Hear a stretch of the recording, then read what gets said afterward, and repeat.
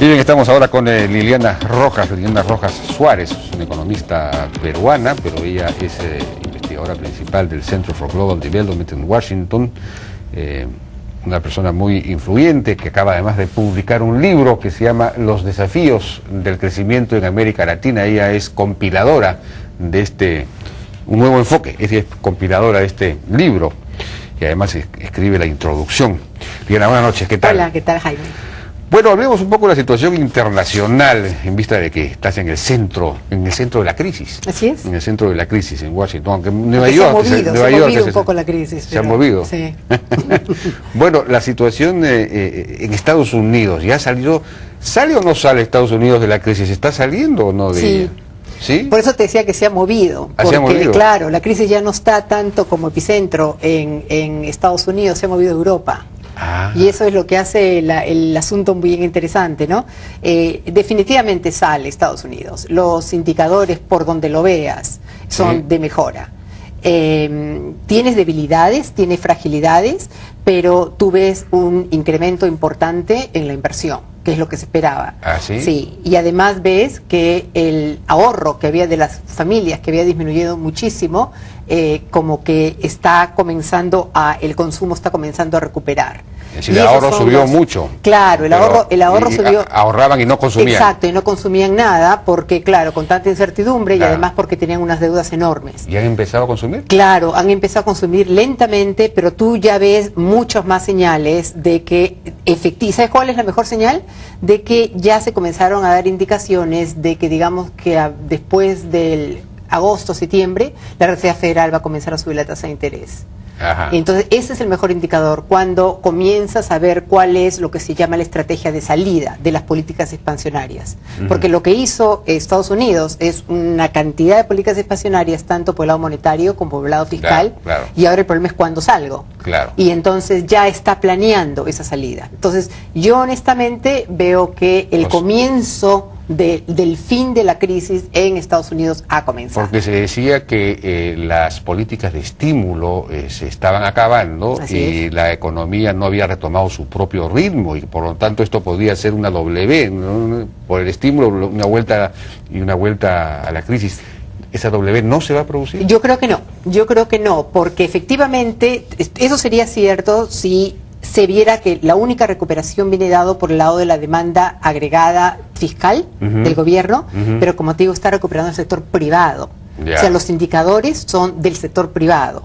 Y eso es la base del crecimiento en Estados Unidos, ¿no? Que la venta de carros se estaba recuperando, pero era por las facilidades que se dio para comprar. Sí, todo eso, pero todo eso se está acabando. Por eso digo. Exacto, pero entonces, en el momento, ¿sabes cuál es uno de los indicadores más importantes? Que las empresas han comenzado a acumular inventarios otra vez. Y esos números están disponibles. Cuando la situación va muy mal, las empresas no producen, simplemente gastan sus inventarios en vez de producir cosas nuevas. Bueno, ya comenzaron a producir y a acumular mayor cantidad de inventarios. Y eso te da muy buena señal. Pero como te decía, la crisis ha movido. Ahora el problema está en Europa. Y es un problema fuerte y de otra naturaleza. En España, ¿te refieres a eso? Claro, me refiero a eso, porque estamos en otro tipo sigue siendo una crisis de deuda, pero en tanto que en Estados Unidos era un problema, comenzó como un problema fuerte de deuda del sector privado, de las familias, sobre las casas que no podían pagar, que luego trajo un contagio en el sistema bancario. En Europa tiene mucho que hacer con la deuda soberana, la deuda que han emitido muchos países en los países de la zona euro, bajo un supuesto bien importante, y es que estando en la Comunidad Europea tenían un seguro adicional que el resto de países emergentes. Entonces tienes países como Grecia, tienes países como Turquía que están entrando en serios problemas en este momento y que Grecia es bien interesante, ¿ya? Grecia debería estar en este momento en el Fondo Monetario Internacional pidiendo dinero.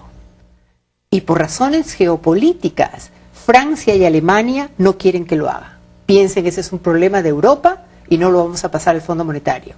Entonces el problema de Grecia sigue creciendo y está trasladándose, los inversionistas están muy, muy nerviosos con lo que pasa también por deuda en Italia, en Portugal y en España. Entonces, ahora el foco de atención está más bien a la falta de crecimiento que hay en Europa. O sea, en el mundo industrial, quien está liderando la recuperación es Estados Unidos. Atrás viene Europa así, de lejos. Ahora, en el mundo total, son los países emergentes. Claro, la China, etcétera. Exactamente. Pero antes de eso, sí. Grecia tiene un déficit, creo, fiscal muy grande. Una deuda muy grande. Ese es el problema. Una deuda enorme y no tiene cómo pagarla. Claro. Pero tampoco se ponen de acuerdo Francia y Alemania sobre cómo hacer. Es decir, tendrían que darle plata a ellos. Exacto, exacto. Es esto como el perro del hortelano, ¿no? Ni comes ni dejas comer. Grecia tendría que estar en este momento rápidamente negociando un programa con el Fondo Monetario Internacional. Solamente están hablando, fueron a Washington y lo único que dijeron es, ¿sabe qué? Nosotros necesitamos apoyo técnico, fueron hasta hablar con Obama para decir que los ayuden a evitar la especulación, porque los mercados están especulando obviamente en contra de la situación de Grecia, pero Europa al mismo tiempo no se decide y no le dé el apoyo. Entonces por ahí es el problema. Y España tiene un problema muy serio también, ¿no es cierto? Un problema muy serio y parece que Rodríguez Zapatero no está dando la talla, no está haciendo, digamos, las reformas que se necesitaría hacer para enfrentar esto. Así es. ¿No? Mira, en España se vanagloriaba de que a ellos no les cayó el problema del subprime, de que de lo de las casas, la vivienda. Sin embargo, parece ser que está entrando en ese problema porque recién ahora las vulnerabilidades de Europa se están conociendo. Entonces, España está realmente también está pegada al euro, obviamente, no puede moverse de ahí, y entonces ahorita está generándose una camisa de fuerza y se está cuestionando, ¿es el euro sostenible? Ese es el gran debate ahorita en el mundo. Claro, porque tendrían que devaluar para poder, por ejemplo, para incrementar sus exportaciones. Las economías están recuperándose. Bueno, las que están pudiendo volver, ya se recuperó el comercio internacional bastante. No igual que antes de la precrisis, pero se ha recuperado un montón. Pero quienes no pueden entrarle al comercio están como que amarrados a una moneda que no necesariamente ahorita es el que les ayuda en términos de competitividad. Sí, pues. Ahora, el problema de la competitividad en general es de todos los países emergentes menos China, ¿no? Porque en el Perú, por ejemplo, y en América Latina las monedas se aprecian, o sea que perdemos competitividad, y la única que no se aprecia es el yuan chino, porque ellos han decidido atarse, creo, al dólar, y entonces no hay quien los mueva, y a costa de los demás ellos sí están incrementando sus exportaciones. Así es. Eso, mira Jaime, esa pregunta que has traído debería ser una cuestión de discusión constante aquí en Perú y en América Latina en general. Y es que el hecho de que no cambie el sistema cambiario en China implica que todo el resto de los países emergentes tienen que hacer el ajuste más. Claro. Porque como China no colabora con el ajuste de apreciación, entonces el mundo tiene unas monedas que suben, unas monedas que bajan. Claro. Si China no colabora en ese ajuste, entonces todo el resto del país emergente lo está haciendo. Claro. Ahora, dentro de América Latina los países están respondiendo de forma muy diferente. Todos los países emergentes, distintos a China, deberían organizarse y pedirle a China que por favor colabore. Totalmente, ¿no? Pero no necesariamente les conviene políticamente hacerlo. No te olvides, la gran mayoría de países de América Latina están ahorita tratando de firmar tratados comerciales con China. Sí, pues. El problema es que China es un mercado potencial tan grande que tú como que pesan las dos cosas, ¿no? Me compro un problema con la China, que sé que tengo menos influencia que lo que tendría Estados Unidos, que es el más agraviado, dicho sea de paso, en este juego, o entro con los tratados comerciales y ya veo cómo resuelvo mi problema de sobrevaluación del tipo, el otro día Krugman escribía que Estados Unidos tiene en este momento la posición de fuerza, curiosamente, contraintuitivamente está en una posición de fuerza frente a China, porque China no podría vender todos los bonos soberanos que tiene Estados Unidos, porque eso devaluaría, además el dólar volvería más competitivo Estados Unidos versus China. Entonces él decía, bueno, Estados Unidos debería poner un arancel, pues una retaliación, si ustedes no devalúan, no aprecian su moneda, entonces nosotros podemos poner un arancel, hablando de aranceles, de 25%, una tarifa de 25% a todo lo que viene de China.